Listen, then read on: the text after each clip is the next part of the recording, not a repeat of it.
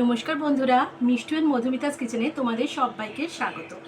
আজ আমি হাজির হয়েছি একটা রেসিপি নিয়ে। এই গরমকালে ভীষণ সুস্বাদু লাউ চিংড়ি। কিন্তু লাউ চিংড়ি আমি খুব সাবেকি প্রথায় করছি না। আমার মিষ্টু কীরকম পছন্দ করে, আমি মানে মাঝে মাঝে কিভাবে বানাই সেই পদ্ধতি তোমাদের সাথে শেয়ার করছি। তো তোমরা যদি সাবেকি পদ্ধতি দেখতে চাও নিশ্চয়ই জানাবে, আমি দেখাবো। কিন্তু এইভাবে করলেও ভীষণ টেস্ট হয়, তোমরা একবার বানিয়ে দেখো, এই অনুরোধ রইল। তো চলো ঝটপট শুরু করে দিই এই রেসিপিটা। কেমনভাবে বানাবো প্লিজ তোমরা ভিডিওটাতে আমার সাথে থেকো। তো চলো শুরু করে দিই। কড়াইতে বেশ কিছুটা সরষের তেল দিয়ে দিয়েছি, কড়াইটা গরম হয়ে গেছে। আমি এবার এই মিডিয়াম সাইজের এই চিংড়িগুলো 500 মতো চিংড়ি আছে, এগুলো আমি নুন হলুদ মাখিয়ে মিনিমাম 8 ঘন্টা রেখে দিয়েছিলাম। তো এটা ছেড়ে দিলাম, সব মাছগুলোই ছেড়ে দিয়েছি। এবার এটাকে একটু 40 সেকেন্ড থেকে 1 মিনিটের মতো নাড়াচাড়া করে ভেজে নেবো। চিংড়ি কিন্তু বেশি ভাজা যাবে না, মাছ বেশি ভাজলে শক্ত হয়ে যায়। তাই ওই 40 সেকেন্ড থেকে 1 মিনিটের মধ্যে হালকা লাল রং ধরলে এপিটোপিট করে আমরা ততক্ষণ ভাজবো। মাছগুলো এর বেশি আমি আর ভাজবো না, এবার তুলে নেব। মোটামুটি 1 মিনিটের মতো ভেজেছি। কড়াইতে বেশ খানিকটা সরষের তেল দিয়ে দিয়েছি, তাতে একটা ফাটিয়ে শুকনো লঙ্কা দিলাম। এবার 1 স্পুন জিরে দিয়ে দেব। ফোড়নটা ততক্ষণ হোক, আমরা এদিকে একটা মশলা বানিয়ে নেব। আমি নিয়েছি 1/2 স্পুনের মতো হলুদ গুঁড়ো, 1 স্পুন জিরে গুঁড়ো, 1 টেবিল স্পুন ধনে গুঁড়ো, রঙের জন্য কাশ্মীরি লঙ্কার গুঁড়ো, ঝালটা তোমরা তোমাদের পছন্দ মতো দেবে, আর 1 স্পুন চিনি। এবার এতে 1 টেবিল স্পুন মতো জল দিয়ে এটা একটুখানি, বেশি জল নয় কিন্তু, এটা মিশিয়ে রাখবো। এটা একটা বাটা মশলার ফ্লেভার এনে দেয়। আমরা মশলাগুলো সব একসঙ্গে এরকম ভিজিয়ে রাখলাম। এবার ফোড়ন থেকে মিষ্টি গন্ধ এসে গেছে, তো একটা তেজপাতা আমি দিয়ে দিলাম। এবার আমি আলুগুলো ছেড়ে দেব। মিডিয়াম সাইজের 4টে আলু এইরকম করে ডুমো করে কেটে নিয়েছি। এবার আমি এটাকে একটু নেড়ে ভেজে নেব। ফোড়নের সাথে ভেজে নিচ্ছি। যেহেতু গরমকাল একটু লাইটভাবে রান্নাটা করছি, ওই জন্য বেশি তেলে করবো না, যতটা কম তেল সম্ভব। তোমরা তো আমার চ্যানেল আগেও দেখেছো, তোমরা নিশ্চয়ই জানো যতটা হেলদি করে করা যায়, টেস্ট বজায় রেখে যতটা কম তেলে রান্না করা যায়। ওই জন্য আমি আলুটা দিয়ে দিলাম। আলুতে সেরকম তেল টানে না, অথচ ভাজাটা একটু আগে দিলে ভালো হয়। তোমাদের আমি প্রথমেই বলেছি রান্নাটা আমি প্রায়শই যেভাবে করি সেভাবে করব, সাবেকি উপায় নয়, কিন্তু একবার এভাবে করার অনুরোধ রইল। তো একটা বড় পেঁয়াজকে আমি বেটে রেখেছি, সেই বড় পেঁয়াজ বাটাটা আমি দিয়ে দিচ্ছি।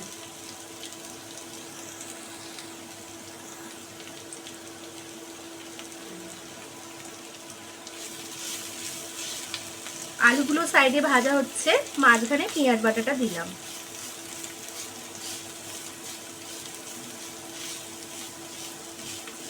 তোমরা এর সাথে গরম মশলা দিতে পারো, মানে ফোড়নে কিন্তু আমি দেবো না, লাস্টে মানে শেষে একদম লাস্টে আমি গরম মশলা গুঁড়ো ব্যবহার করব। ঠিক এই সময় আদা লঙ্কা বাটাও দিয়ে দিলাম।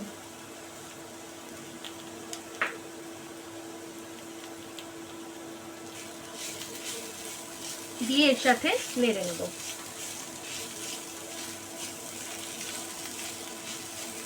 আলুটা সাইডে সাইডে নেড়ে নিচ্ছি, আর এগুলো ভাজা হচ্ছে। আমি যেহেতু গুঁড়ো লঙ্কা সেভাবে ব্যবহার করছি না, 2টো কাঁচা লঙ্কা আবার কুচিয়ে নিয়েছি, দিয়ে এর মধ্যে মিশিয়ে দিলাম। এতে ফ্লেভারটা খুব ভালো আসবে, তো এটা একটু মিশিয়ে দিচ্ছি।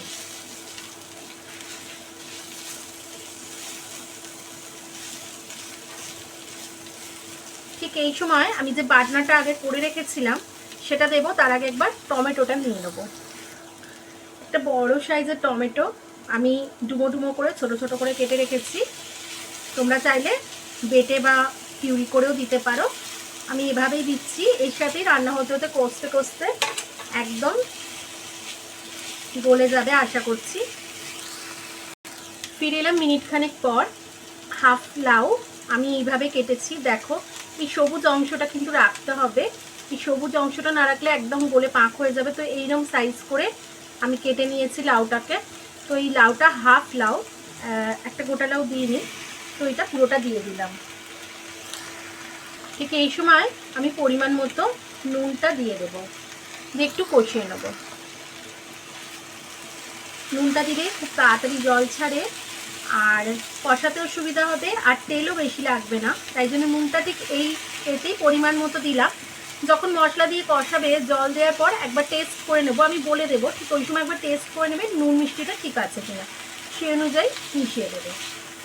তো আমি মিনিট 2 সময় ধরে এটা একটু কষিয়ে নেব। ফিরে এলাম মিনিট 2 পর। মিনিট 2 কষার পর আমি যে মশলাটা গুলে রেখেছিলাম সব রকম মশলা, সেই মশলাটা আমি দিয়ে দেব। মশলাটা দিয়ে এবার খুব ভালো করে আবার কষাতে থাকবো যতক্ষণ না তেল ছাড়বে বা লাউয়ের জলটা পুরোপুরি শুকিয়ে আসবে। লাউয়ে জল ছাড়তে শুরু করে দিয়েছে, যেহেতু লাউটা খুব কচি ছিল।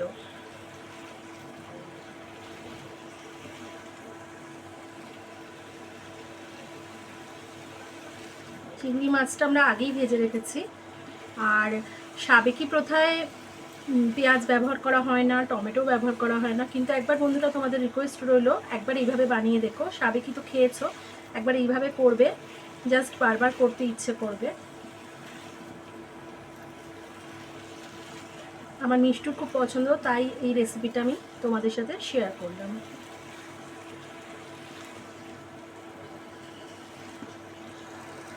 ফিরে এলাম মিনিট 7 পর।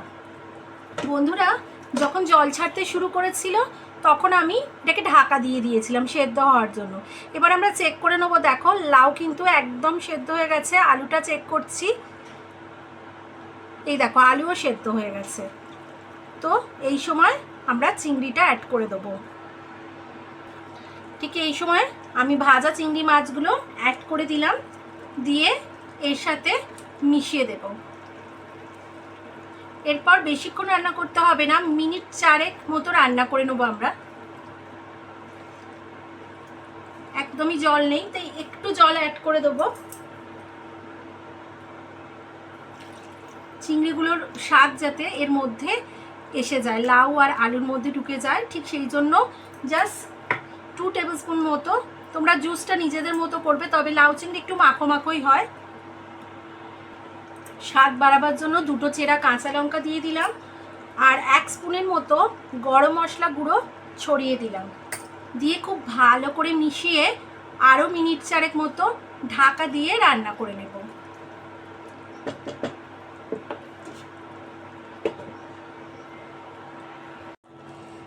ফ্লেম অফ করে দিয়েছি। এবার ঘরের তৈরি একটু ঘি ছড়িয়ে দিলাম আর একটু ধনেপাতা কুচি ছড়িয়ে দিলাম, দিয়ে একটু ব্যাস কমপ্লিট হয়ে গেল আমাদের রান্নাটা। তো আমাদের লাউ চিংড়ি রেডি। সাবেকি পদ্ধতিতে নয়, নর্মাল আমি কিভাবে বানাই সেভাবেই করে দেখিয়েছি। আমার মিষ্টু কিভাবে পছন্দ করে। সাবেকি পদ্ধতি দেখতে চাইলে তোমরা অবশ্যই বলবে তোমাদের কেমন লাগলো রান্নাটা। প্লিজ একবার অনুরোধ রইল, তোমরা এইভাবে বানিয়ে খেয়ে আমাকে কমেন্ট করো ভালো লাগলে, আর যদি ভালো না লাগলে সেটাও তোমরা জানাবে। আবার হাজির হয়ে যাবো নতুন কোনো রেসিপি নিয়ে। ততক্ষণের জন্য তোমরা সবাই খুব ভালো থেকো, সুস্থ থেকো, টাটা।